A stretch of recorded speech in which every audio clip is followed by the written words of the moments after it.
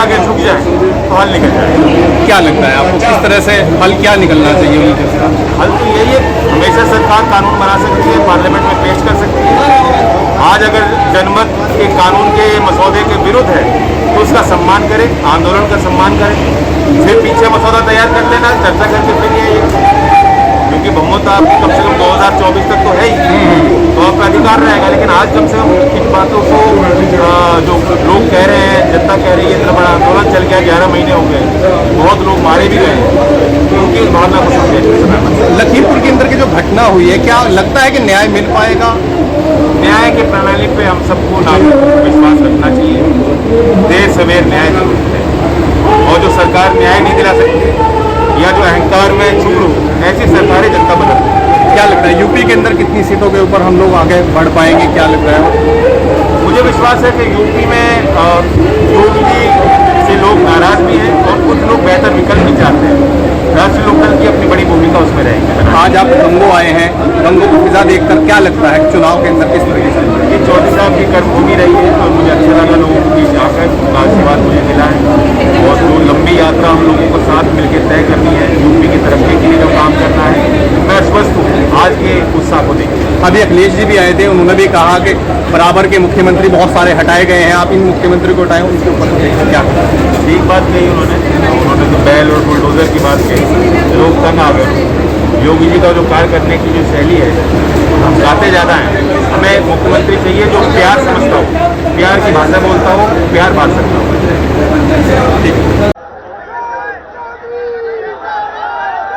आज आशीर्वाद पद कार्यक्रम में उपस्थित मेरे आदरणीय बुजुर्ग नौजवान साथियों, बहुत जोश देखने को मिला है। आज गंगो की जमीन शायद जितने उत्साह से कभी आप चौधरी अजीत सिंह जी का और उससे पहले चौधरी चरण सिंह जी का स्वागत इस अपने घर में धरती पे करते थे, आज कोई भावना निकल के सामने आई है।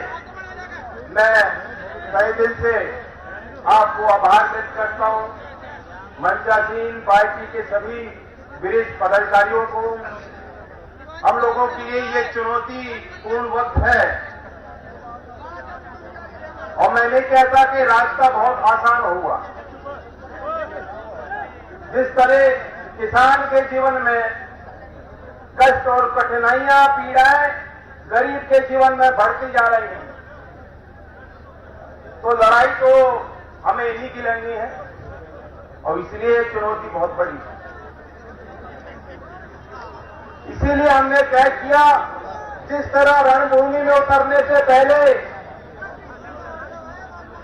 क्षत्रिय पूजा करता है, परिवार के अपने बड़ों का आशीर्वाद लेता है और फिर तिलक लगाकर रणभूमि में कूद पड़ता है।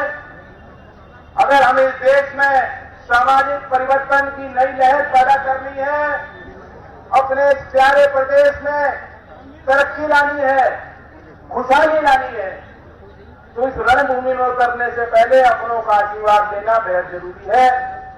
इसलिए मैं आज आपके बीच आया हूं, दिल से देना।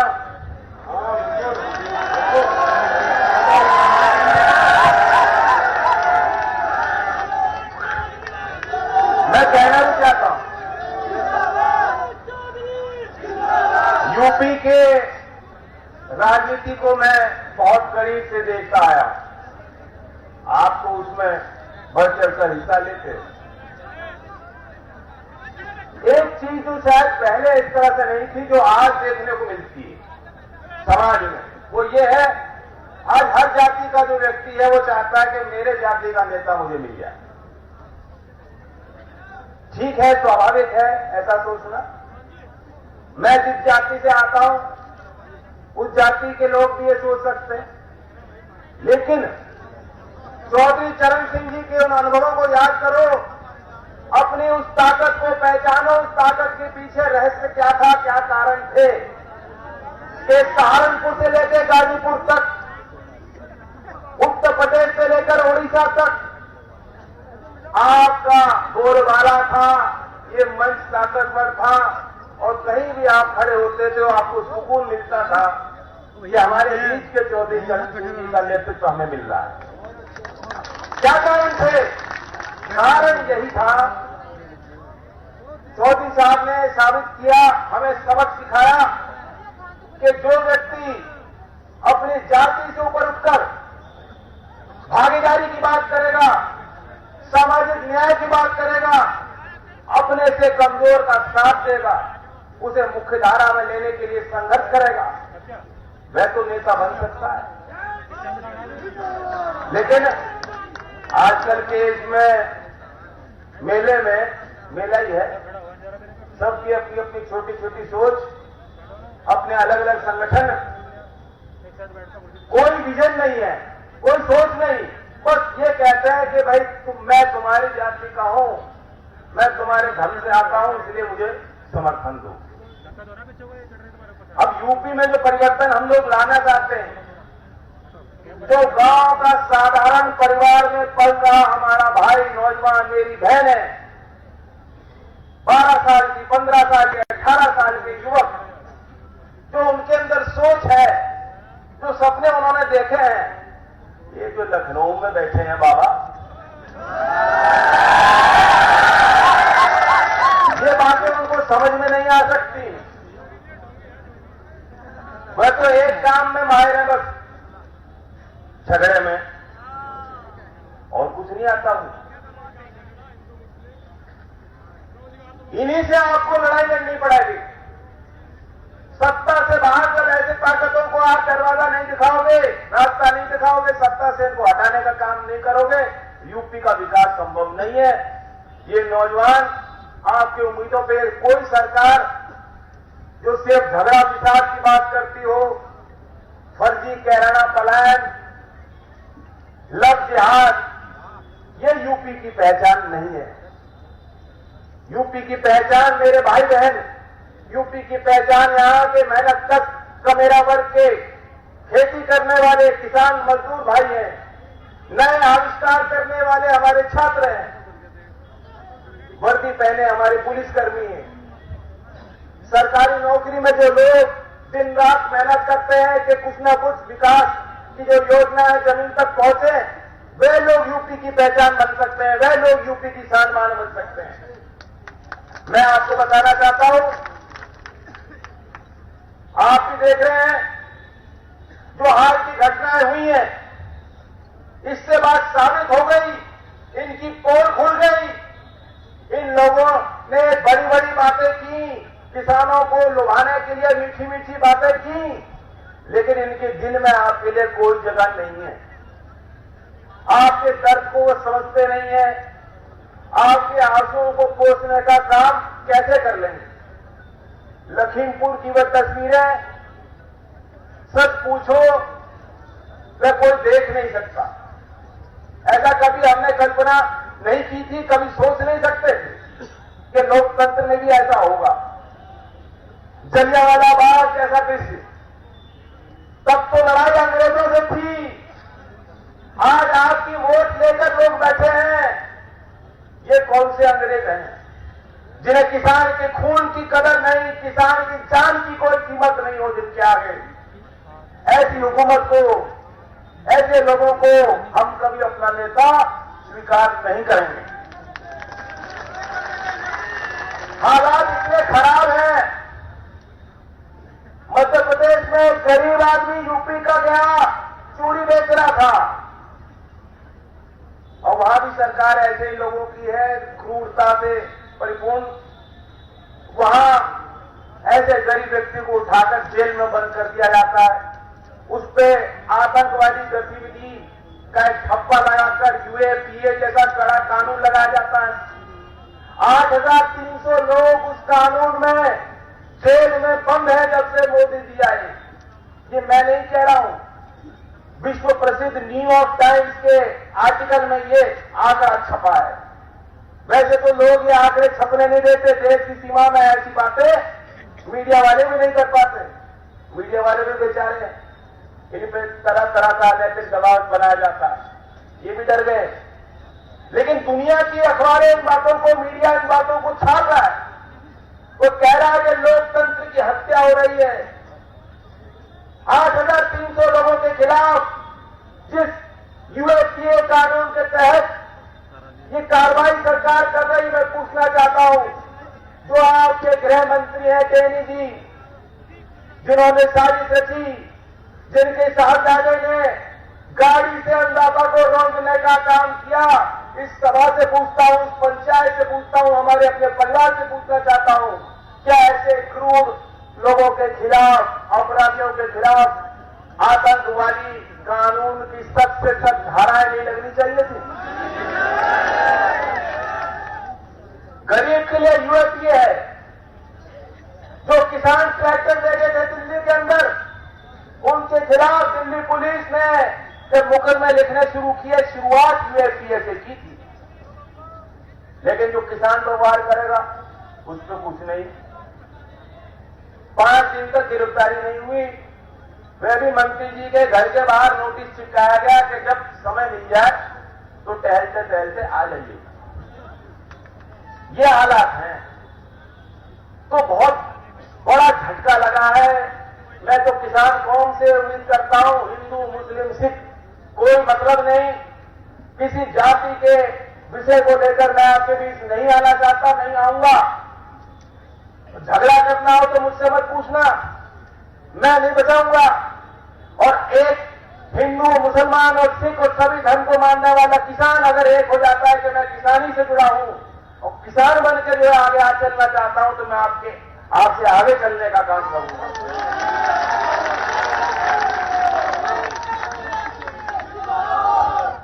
इनके पास कोई सोच नहीं। जैसा कि मैंने कहा, बाबा जी को तो बातें समझ में नहीं आती। आपने देखा होगा, हमेशा गुस्से में रहते ना गुस्से में, आंखें लाल होती हैं। कभी उनके माथे की तरफ देखना, अब आप कहोगे ऊपर तो माथा ही माथा है, लेकिन माथे में यहां भी लकीर बनी रहती है। क्यों? तो ऐसे घुर रहे होते हैं हमेशा। कभी देखा मुख्यमंत्री की वीडियो निकली गाली देते हुए? मुख्यमंत्री बयान देते हैं कि जो दलाली कर रहे हैं नौकरी दिलवाने में, उनके छाती पे बुलडोजर चलाऊंगा। ऐसी बात कभी आपने सुनी मुख्यमंत्री की? ऐसे बयान? तो ऐसा नहीं, मैं व्यक्तिगत प्रकाश कर रहा हूं, लेकिन योगी जी मैं आपका दुश्मन नहीं हूं, मैं तो आपके लिए भला चाहता हूं। क्यों फालतू में इतनी टेंशन ले रहे हो? ब्लड प्रेशर बढ़ा जा रहा है आपका। हंस लिया करो कभी कभी। और कभी हंसते देखा आपने? नहीं, मैंने देखा, मैं बताता हूं तो हंसते जब पत्थरों के बीच में खड़े होते हैं।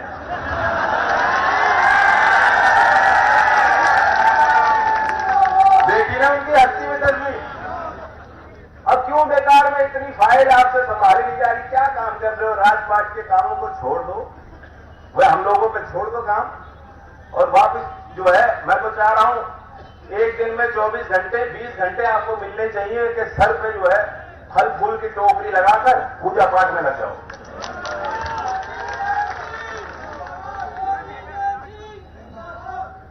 हम जो बात करना चाहते हैं यूपी की, नए विचारों की, ये बातें उनके समझ में नहीं आई।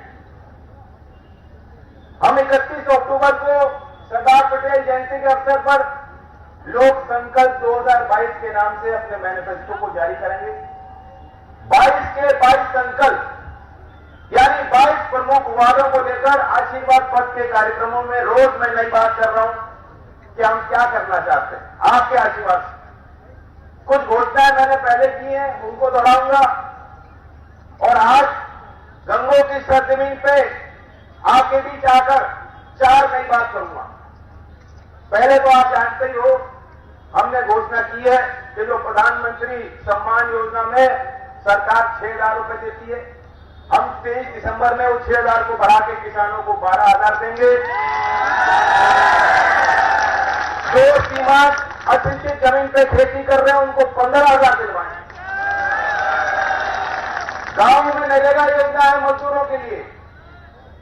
काजीराम जी की स्मृति में जो शहरी क्षेत्रों में मजदूरी कर रहे हैं, नरेगा के तर्ज पर उनके लिए भी एक योजना बनाई जाएगी।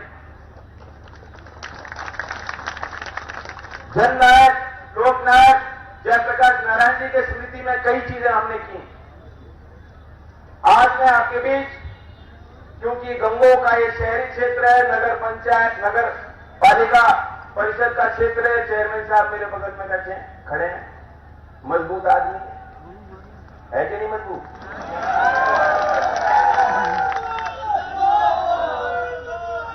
हम अपने मैनिफेस्टो में गंगो के लिए क्या बात कर सकते हैं, या जो हमारे शहरी क्षेत्र में लोग रह रहे हैं नागरिक, उनको विकास के मुख्यधारा से कैसे जोड़ सकते हैं। तो हमने विचार किया है, हमारे उत्तर प्रदेश में 707 ऐसी शहरी इकाई हैं। उत्तर प्रदेश देश में जो सीवरेज का जो कचरा जो उत्पन्न हो रहा है शहरों में, दूसरे स्थान पर। देश में जितना सीवरेज बन रहा है 13% महाराष्ट्र प्रदेश में, 12% यूपी में उत्पन्न होता है। 2017 में उस समय शहरी विकास मंत्री थे हर्षवर्धन जी, और उन्होंने इस बात को स्वीकारा था कि रोज 7100 मिलियन लीटर प्रतिदिन के हिसाब से सीवेज बन रहा है, कचरा बन रहा है शहरों में, और उसमें से मात्र 37% सीवर लाइनें हैं। ये यूपी की हालत है। तो हमने तय किया है कि 2030 तक जो यूपी की 707 ऐसी नगर पंचायत, शहर और नगर पालिकाएं हैं, प्रत्येक में घर में sewer line, sewer treatment plant, ताकि वह कचरा हमारे देश की नदियों को प्रदूषित न कर पाए, हम बनाएंगे। दूसरी बात यह है, रोडवेज की बस की क्या स्थिति है? वित्तीय संकट में है, वित्तीय संकट में है। आज कुछ 11,000 कुल बसें हैं। किसी भी बड़े शहर में आप डिपो में जाके देखेंगे, कुछ बस तो बिना पहिए की खड़ी है, और पता नहीं कितनों के पुर्जे निकाल दिए, चल नहीं पा रहे। हमने तय किया है कि 2030 तक, अभी सरकार ने बिजली से संचालित बसों की घोषणा की है कि हम 700 बस देंगे। 700 बस क्या होती है? कुछ नहीं होती। 14 शहर में 700 बस चलाने की योजना। हम तो कह रहे हैं 2030 तक यूपी की सारी बसें बिजली से संचालित होंगी, और 11,000 से बढ़ाकर 25,000 कम से कम हम बस आपको देंगे।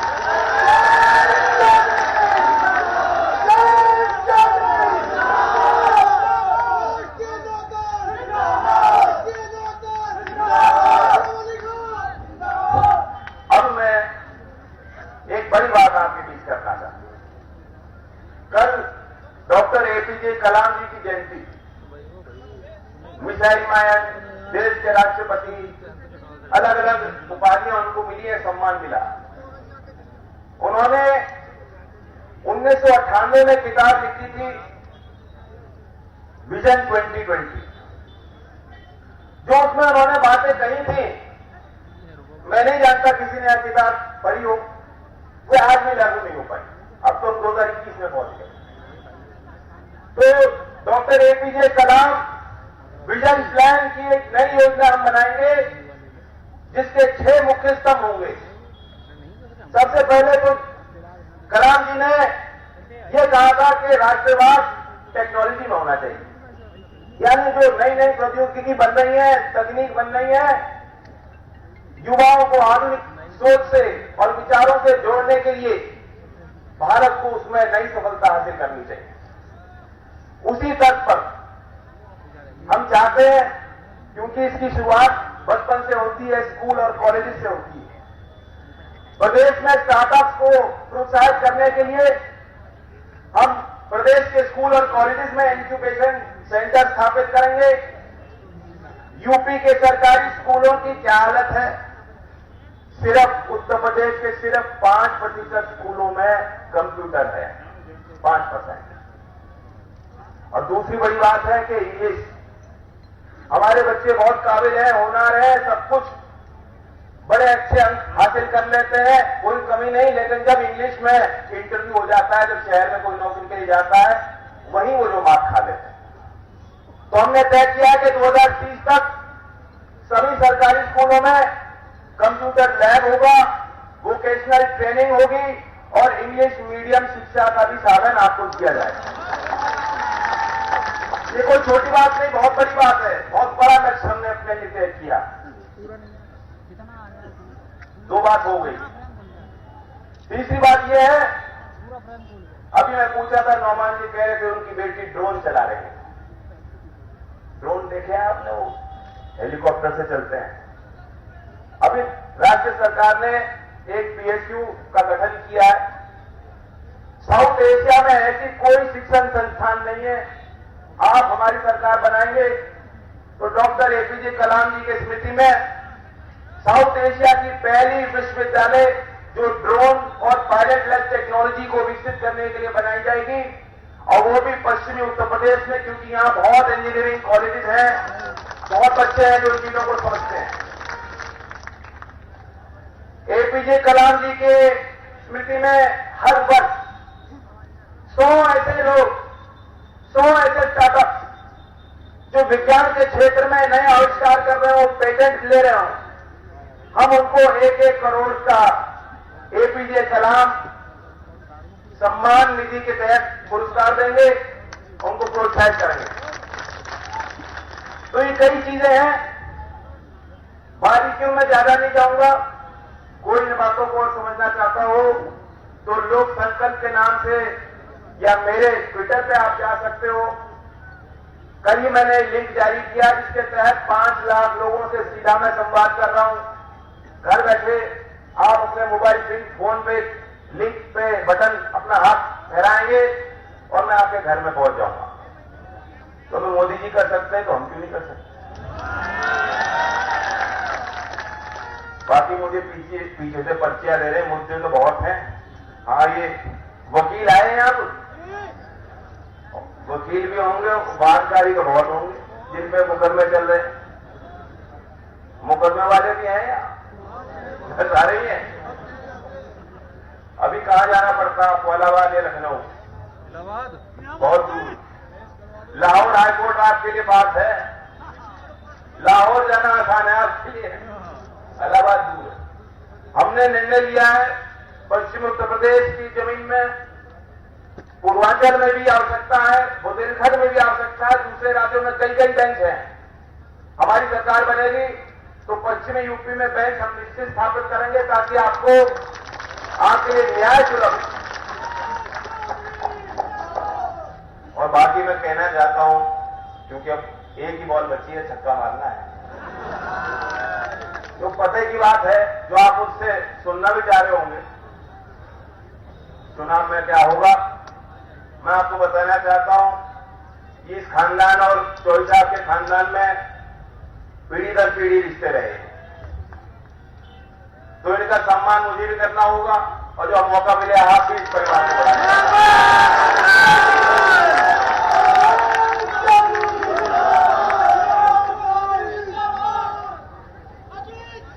समझदार को इशारा ही काफी होता है। धन्यवाद साहब, बहुत जोश आपने दिया। नहीं, पुलिस की भी बात है, एक मीटिंग में एक ही बात होती है। आप फिर बुलाओ, फिर नकुल बुलाओ, फिर बोलने। तो आखिर में नारा देते हैं, चौधरी चरण सिंह, किसान मजदूर एकता, भाईचारा, भाईचारा।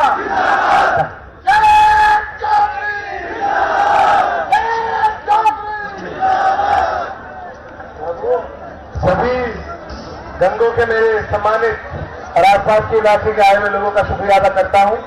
बहुत बहुत शुक्रिया।